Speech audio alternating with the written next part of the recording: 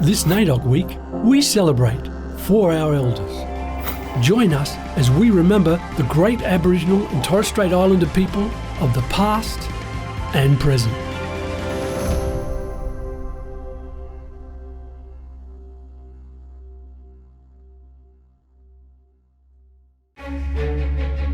On the night of November 9th, 1938, Nazi soldiers looted and destroyed Jewish homes, businesses and synagogues throughout Germany.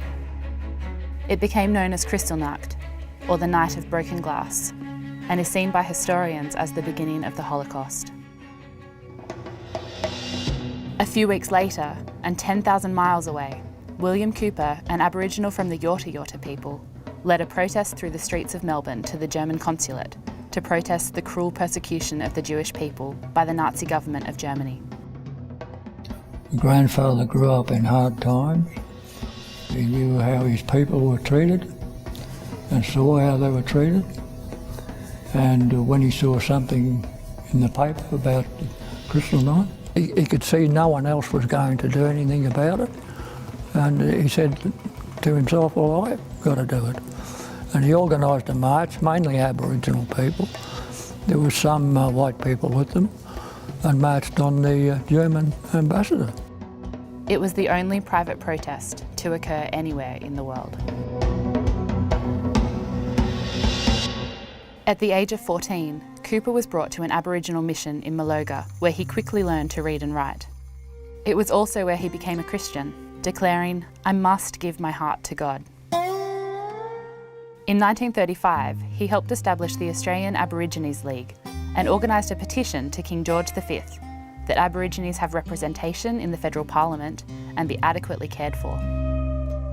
The government of Joseph Lyons declined to send it to King George, saying no useful purpose would be served by it.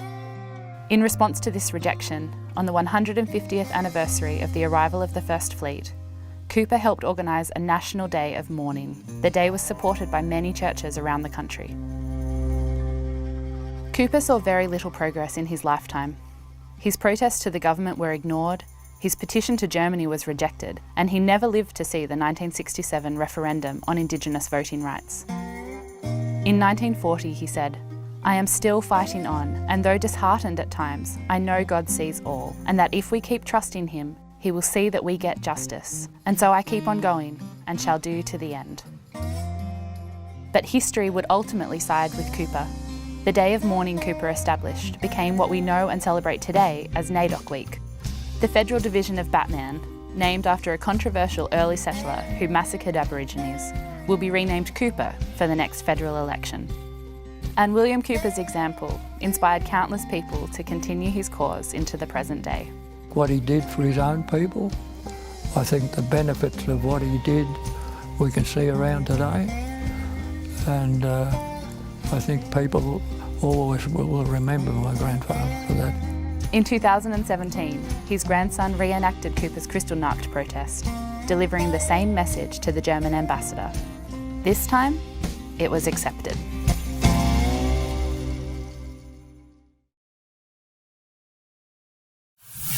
This NAIDOC week, celebrate for our elders with First Nations TV.